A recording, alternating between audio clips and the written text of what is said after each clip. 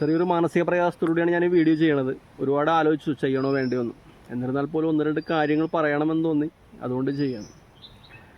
നമ്മളെല്ലാവരും അറിഞ്ഞിട്ടുണ്ടാവും, കഴിഞ്ഞ ദിവസം ആശിർനന്ദ എന്ന കുട്ടി, 9ാം ക്ലാസ്സിൽ പഠിക്കുന്ന കുട്ടി, Sreekrishnapuram Saint Dominic school English medium സ്കൂളിൽ പഠിക്കുന്ന വെച്ച് നമ്മൾ പോയി, ഈ ലോകം വിട്ടു പോയി. അധ്യാപകരുടെ മാനസിക പീഡനം സഹിക്കാണ്ട് പരീക്ഷയിൽ 1.5 മാർക്ക് കുറഞ്ഞു എന്ന പേരിൽ ആ കൊച്ചിനെ മാനസികമായി പീഡിപ്പിച്ച് ആ കൊച്ചിൻ്റെ ജീവനില്ലാതാക്കി. സ്വന്തം കൊച്ചുങ്ങൾ നഷ്ടപ്പെട്ട് കഴിഞ്ഞാൽ ആ വേദന നമുക്കൊരിക്കലും നികത്താൻ കഴിയില്ല. പ്രസവിക്കാൻ കഴിയാത്തവർ ഒരച്ഛൻ്റെ അമ്മയുടെ വേദന എങ്ങനെ തിരിച്ചറിയും?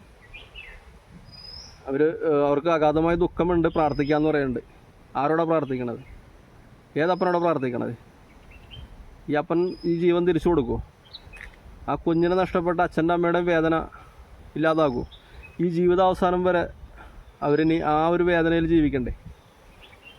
ഓരോ കുട്ടികളെ നമ്മൾ സ്കൂളിലോട്ട് വിടുന്നത് നല്ല പൗരന്മാരായിട്ട് അവർ സമൂഹത്തിൽ വരാൻ വേണ്ടിയാണ്. എല്ലാവർക്കും ജോലിയൊന്നും കിട്ടില്ല, പഠിക്കുന്ന എല്ലാവർക്കും ജോലിയൊന്നും കിട്ടില്ല.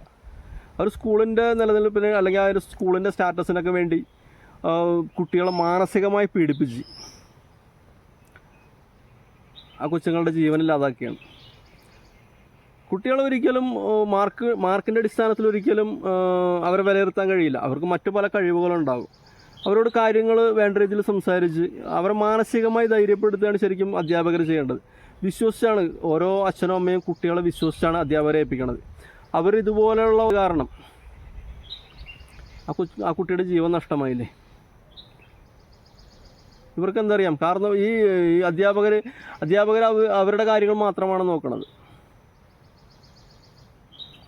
ആ കുഞ്ഞിനെ നഷ്ടപ്പെട്ട അവരുടെ ദുഃഖം ഇവരെ കൊണ്ട് ഇല്ലാതാക്കാൻ സാധിക്കുമോ? പ്രശ്നങ്ങളുണ്ടെങ്കിൽ മാതാപിതാക്കളെ വിളിച്ച് കാര്യങ്ങൾ പറയാം. അല്ലാതെ ഇതുപോലെ കൊച്ചുങ്ങളെ മാനസികമായി പീഡിപ്പിച്ച് അവരുടെ ജീവൻ ഇല്ലാതാക്കുന്നതുകൊണ്ട് ഈ അധ്യാപകർ എന്ത് നേടുന്നു?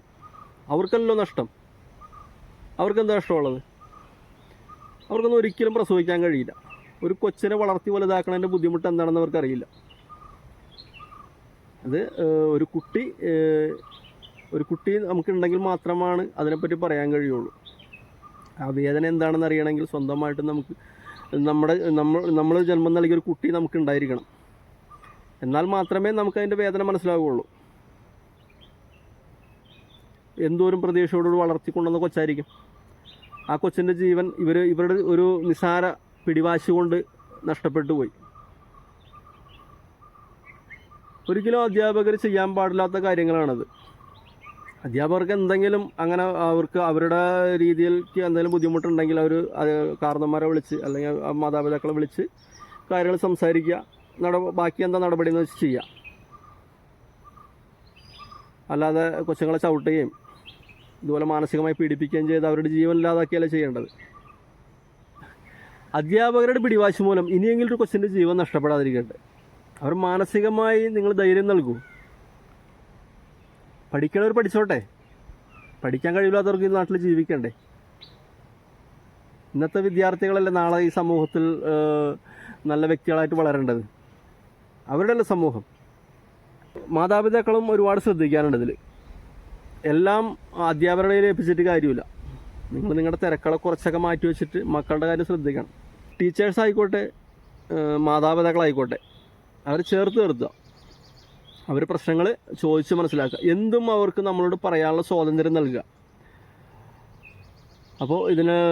അപ്പോൾ കൊച്ചുങ്ങൾക്ക് ഒരു മാനസികമായ ധൈര്യം കിട്ടും.